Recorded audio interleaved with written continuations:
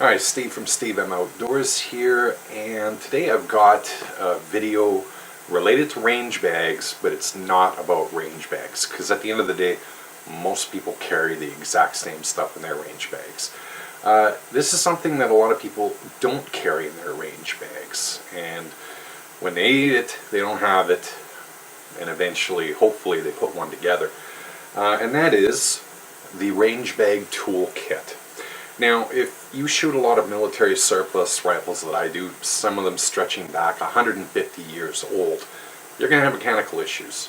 You're going to have shells stuck in chambers, all sorts of things coming loose, and you're going to need a range toolkit in order to deal with these situations at the range, or you're going to have to schlep everything back home and you might have an early day to your range. So I'm going to show you what I've put together after a couple of years of trial and error, things that I need for military surplus rifles, things that have come useful to me because I'm a reloader and there are issues related to that. So I'll start off with the bag itself that I carry things in. Now this is just basically a neoprene tablet bag. Now I chose this for a very specific reason, actually a couple. One, it was darn cheap. I think this cost me all of $9 at Princess Auto, which is Canada's version of Harbor Freight for my American viewers and chums. And I chose it because, as I said, this is neoprene.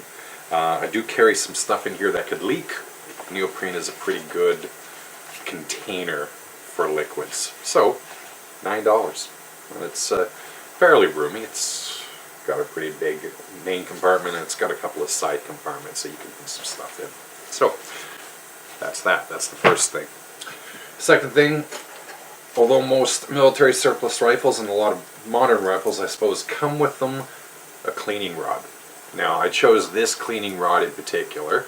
I don't particularly care for these rods because I find that they break a lot, but it comes in 3 pieces and it fits in that range bag. So for whatever this cost me, $9 or $10, it's worth it in that regard. Obviously, part and parcel with that, various jags and various patch sizes for different size rifles. Also, Q-tips.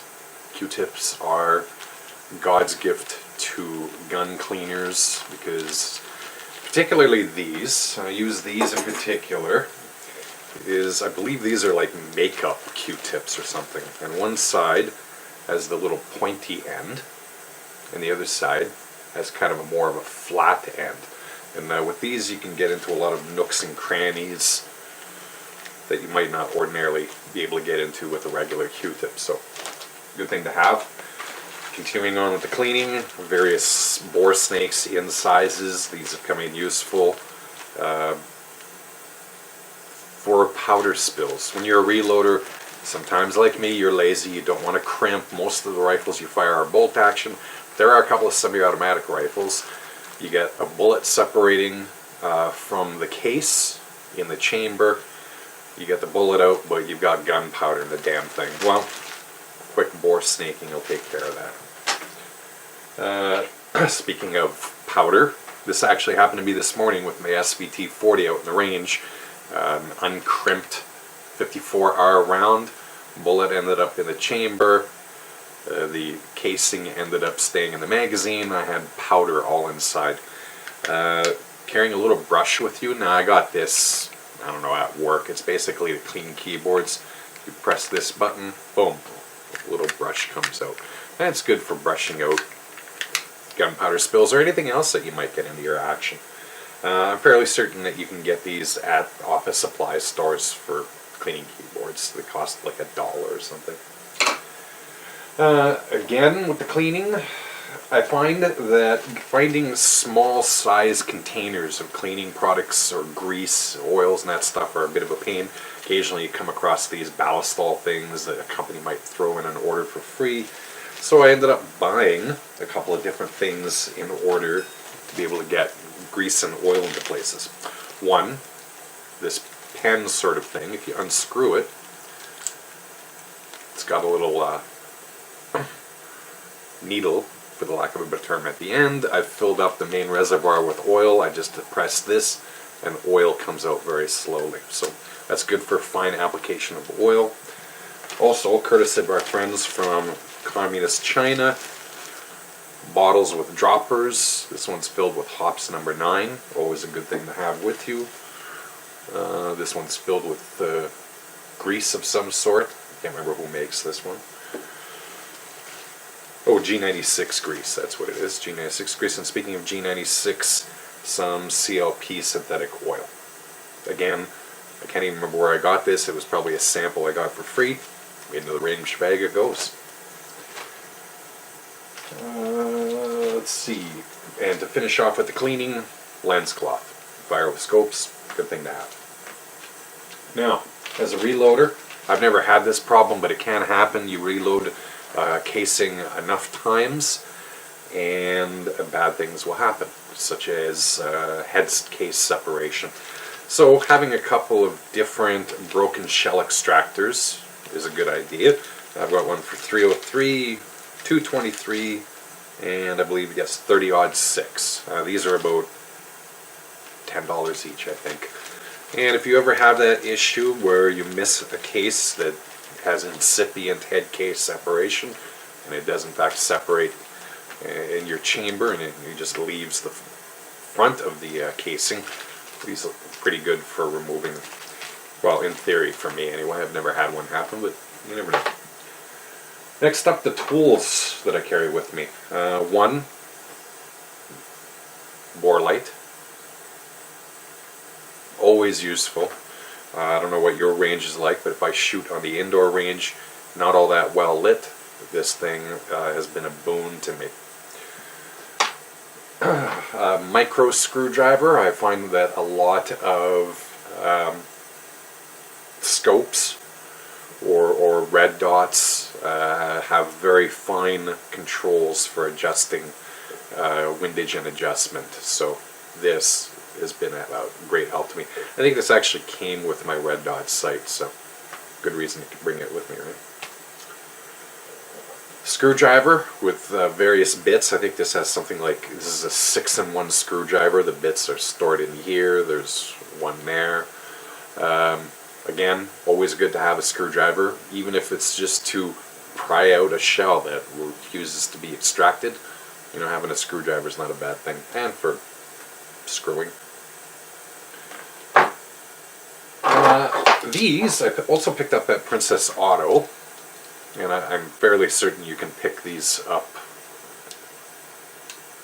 at many stores. It's just basically a collection of Torx heads and Allen heads in a convenient little package in many different sizes that you can use to tighten things up. Came in very useful to me last week when my M1 Garand front sight, for some reason after 80 rounds, came loose. Well done, James River Arsenal, for that manufacturing. And I just happened to have the right head, I think it was in this one, to tighten it again. So it's a good thing that I had it.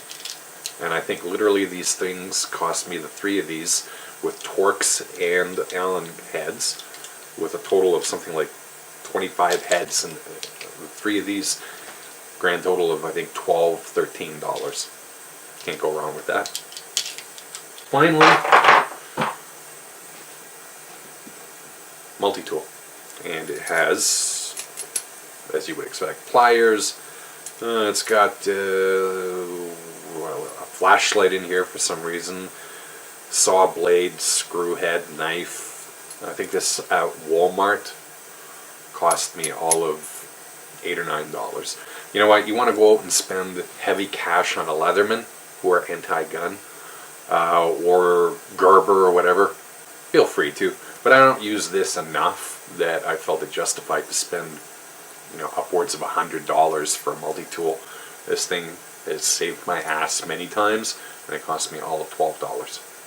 So, Bob's your uncle. That's basically about it. I don't bring a lot with me. My range bag is already way heavy, so I don't feel like bringing out a full toolkit out with me. But it all fits into this handy tablet-sized bag. As you can see, it's not very big, judging by my head, which is larger than usual, but, you know, or larger than average. And that's it. I bring that with me every single time. Every time I forget to bring this thing, I end up needing it. So it's a good thing that's in a small package. Throw it in the bag, it's always in there. And that's about it. As always, thank you very much for watching. If you like this video, please feel free to give it a like, leave a comment below. If you found this video and the other ones that I occasionally produce of any interest to you, please feel free to subscribe. I'm not too frequent on the videos. Once or twice a month I'll put something out. But at any rate, thanks as always. Happy shooting, safe shooting.